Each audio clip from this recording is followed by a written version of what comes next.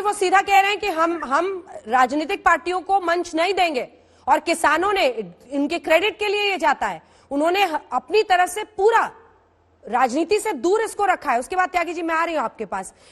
कई जगहों पर सर अलग अलग स्टॉल्स लगाए थे पॉलिटिकल पार्टीज ने, किसानों ने वहां जाकर नहीं अपने लंगर में खाना बनाया और खाया। देखिए अंजना जी, यही तो मैं कह रहा था, एक नेता ना होने की समस्या। युद्धवीर जी ने कहा हम किसी पॉलिटिकल पार्टी को आने नहीं देंगे। पुष्पेंद्र जी ने कहा जिसका देश में नेता नहीं एक चुना जाएगा वो अपना आंदोलन नहीं कर सकता, किसान आंदोलन नहीं कर सकते क्योंकि उनके पास कोई नेता नहीं है चुना हुआ। मेरी बात तो पूरी होने दीजिए, मेरा वाक्य पूरा होने दीजिए, फिर आपको आपत्ति लगेगा, सर आप करिएगा। मेरी बात पूरी हो जाने दीजिए, तब आपको कैसी वैसी दोनों बात समझ में आ जाएगी।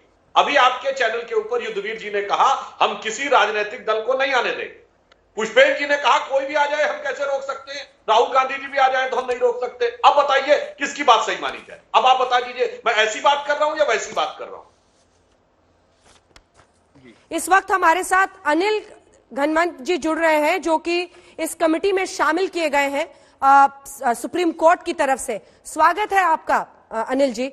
सबसे पहले तो मैं आपका रिएक्शन जानना चाहूंगी, क्योंकि आप सुप्रीम कोर्ट द्वारा गठित उस समिति के 4 सदस्यों की जो समिति है उसके एक सदस्य हैं, जिसको किसानों के साथ बातचीत करनी है।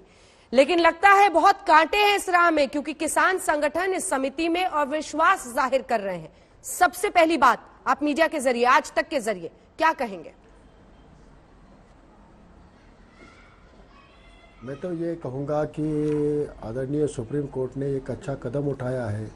पिछले 50 दिनों से जो आंदोलन चल रहा है और इसने बड़े ठंड में किसान बैठे हैं, 51 किसानों ने शहादत दी है इस आंदोलन में, तो कहीं तो भी ये रुकना चाहिए और किसानों के हित में एक कानून बनना चाहिए।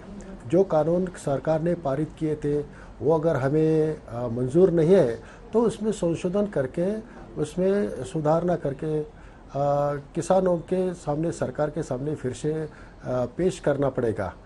तो कानून रद्द करने की जो जिद हमारे आंदोलक किसान नेता कर रहे हैं, मैं तो ये कहूँगा कि पिछले कई सालों से, 70 सालों से जो कानून हमारे देश में चल रहा था तो वही चालू रहेगा अगर किसान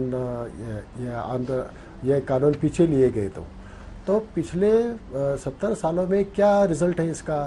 4.5 लाख किसानों ने आत्महत्या की है, वो कर्जे में डूब रहे हैं और किसान गरीब होता जा रहा है। तो इससे बाहर निकालना है तो कुछ हल निकालना पड़ेगा, कुछ तो कुछ कानून बनाना पड़ेगा।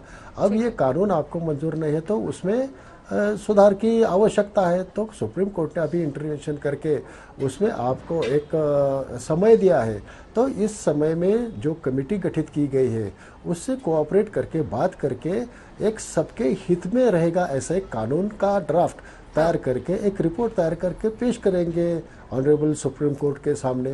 तो उसके बाद सुप्रीम कोर्ट और गवर्नमेंट तय करेगी आगे क्या करना है। ठीक है अनिल जी, आप शेतकारी संगठन में हैं, आप अध्यक्ष हैं उसके। हाँ। और आपने इन तीनों ही कानून का समर्थन किया है। हाँ। 8 दिसंबर 2020 को आपने लिखा है कि ऐसे तमाम संगठन, आपने लिखा है ऐसे तमाम संगठन जो इन कानूनों का समर्थन करते हैं उनको हमें इकट्ठा करके आंदोलन करना चाहिए। आपने कहा कि जो महाराष्ट्र के किसान हैं उनका विरोध से कोई लेना देना नहीं है।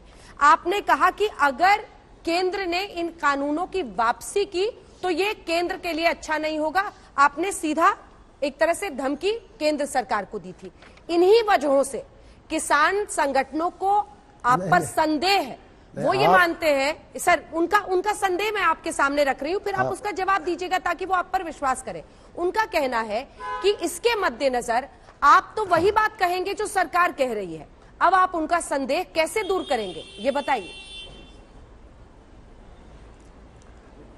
आप मेरी बात गलत तरीके से रख रहे हैं। हमने तीनों कानूनों का समर्थन नहीं किया है। हमने एसेंशियल कमोडिटी एक्ट के कानून के बारे में सुधार की, हमने उसमें अपेक्षा व्यक्त की है। उसमें लीगल जो उन्होंने एस्पेक्ट रखा था, रेवेन्यू के द्वारा न्याय देने का जो प्रावधान रखा था उसके बारे में हमारा ऑब्जेक्शन था। ऐसे हमारे भी ऑब्जेक्शन थे, पूरी तरह से हमने समर्थन नहीं किया है। लेकिन पिछले 40 सालों से हमारा संगठन कि किसानों की आज़ादी के लिए लड़ रहा है। उसको व्यापार की आज़ादी चाहिए, उसको टेक्नोलॉजी की आज़ादी चाहिए। और अगर ये पहला कदम किसी भी सरकार ने उठाया है कि किसानों की पाँव की बेड़ियाँ तोड़ने की कोशिश की है, तोड़े नहीं है, तो उसका समर्थन हमने किया है। नहीं तो केवल किसी पार्टी के सरकार ने ये ला है करके विरोध करना और हमने 40 साल जो मांगा है उसके ही विरोध में खड़ा रहना कैसे ये हो सकता है। तो हमने, आज मैं इस बारे में कोई कमेंट नहीं कर सकता। आज मैं कमेटी का सदस्य हूँ।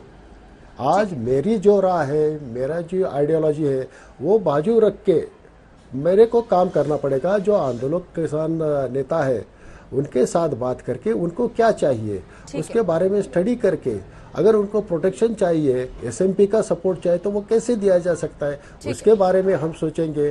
जिन किसानों को फ्रीडम चाहिए उनको फ्रीडम कैसे दिया जा सकता है उसके बारे में रिपोर्ट तैयार होगी। हमारा अभी जो पूर्व का सोच है उसका कोई मायने नहीं रखता।